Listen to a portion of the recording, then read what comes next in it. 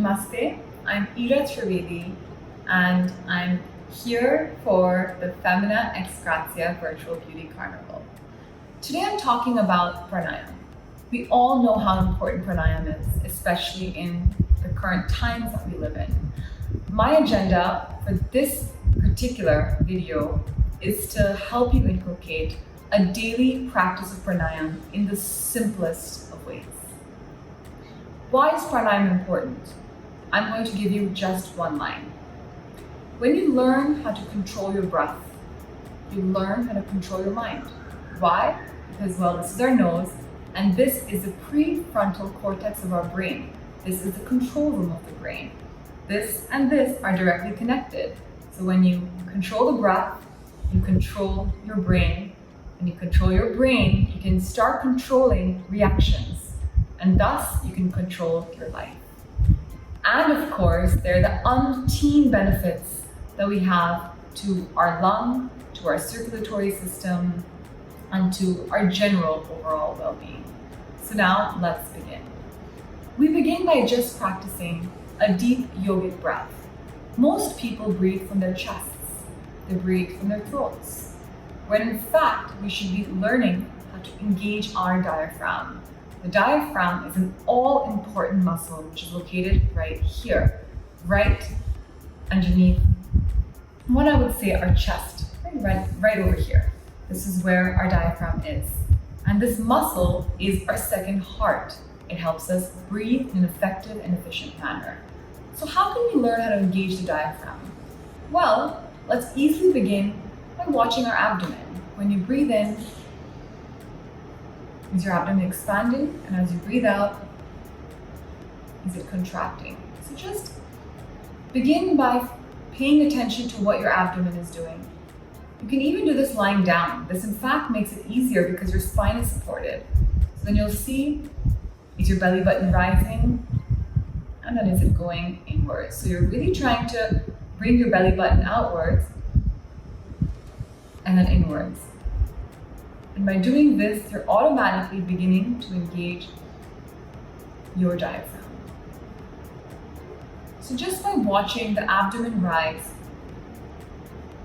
and the abdomen fall, you can begin to understand how shallow or how deep your breaths are. Remember, this breath should begin from here and then move all the way up. And as you exhale, it goes all the way down. So imagine this breath moving in. You're pulling it up all the way, and as you exhale, you slowly bring it all the way down. Right? So you're really trying to bring it up from here and exhale all the way down. So it's a long breath, and we can use the length of our body to gauge the length of our breath. Another thing, we should try to breathe as slow as possible. The slower we breathe, the better it is. What should never happen is this. When I say breathe in, often in yoga classes, that's what people do. This is the worst. How we should in fact be breathing is something like this.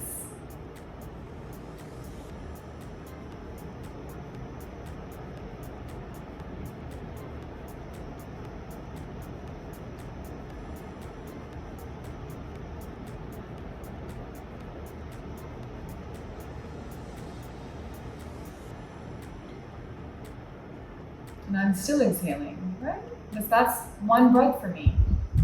I've really slowed it down. And when I do that, my breathing is becoming more efficient. And just by slowing down the breath, we are moving from the sympathetic nervous system of the body, which creates stress, and to the parasympathetic nervous system, which is the relax and rest response. So immediately, just by slowing down the breath, we move into a really wonderful place, and we feel that sense of calm everywhere. So even if you just begin by sitting for a few moments and just observing the breath and slowing it down, so you're breathing in as slow as you can,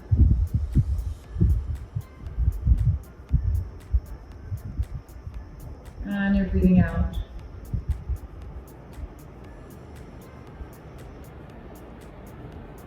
as slow as you can. That in itself is a powerful, powerful way to start. Second practice, which I'm going to tell you how to do, is actually I don't have to tell you how to do it because you already know it. I'm just going to tell you how important it is for you to do, is to hold the breath. This is called a kumbhak in yoga. And this is so powerful. The kumbhak, or breath attention, is the best way to strengthen the lungs. Runners do this all the time. They just hold their breath and they see how long can I hold my breath for. We can all do this. Initially, you may be only able to hold it for 20 seconds or 30 seconds, but then slowly your capacity can go up, even up to a minute and a half. That's very simple for people to do, but you have to begin somewhere. So all you have to do is to sit up straight with the spine straight in a comfortable seated posture, even if it's just a chair. You're going to breathe in slowly and fill in 3/4 of the lungs, not 100% of the lungs, but 3/4. So you have a little bit of space left. Now hold the breath. Retain the breath and keep the focus at the point in between the eyebrows. Just close your eyes.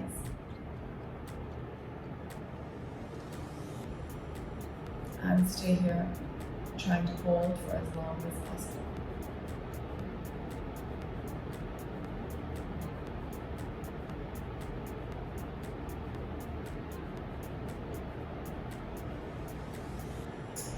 And then slowly exhale, right? Now I didn't complete up to my maximum capacity, but you can try and bring this number up as much as you can. This is the most beautiful and effective practice in, I would say, all of pranayama, just to simply hold your breath. All of us can do it. Now just remember that if you're doing these practices on a full stomach, if you've just eaten, it's going to feel uncomfortable naturally. So try and make sure that you're doing these practices on a relatively empty stomach. For example, if you have a bowl of fruits, then you can probably do pranayama an hour afterwards because it's not so difficult, heavy on your digestive system. So keep that in mind. If you had a big meal, a big breakfast, I would suggest not immediately doing pranayama until at least 3 hours. So keep that in mind, right? This is a natural response of the body. You'll feel uncomfortable if you've eaten a lot of food right before your pranayama practice, or even drank a lot of water. If you have a liter or half a liter of water before pranayama, you're going to find it really hard because the water is like in our body, right? So just allow the body to be as empty as possible. Now we move on to what is a kriya. It's not a pranayama, but it's called a kapalabhati kriya. It's a stomach pumping exercise. And I'm going to show you the correct way of doing this. So again, back straight, spine straight. And you're going to just begin pumping the abdomen.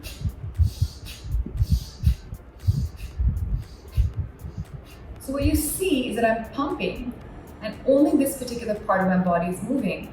I'm exhaling, but my inhalation is automatic. You can test this by taking a finger and placing it underneath your nose and blowing as hard as you can from your nose onto this finger.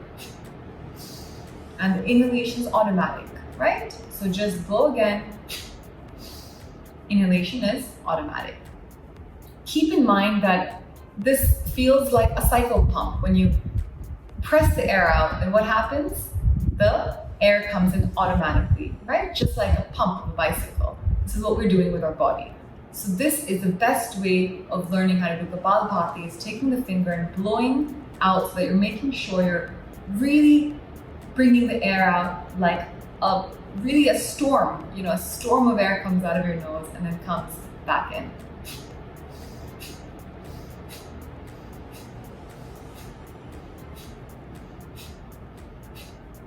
You can do the Kapalabhati practice for 30 pumpings, one round, then another round of 30 pumpings, and then a third round. And slowly over time, you can increase these pumpings.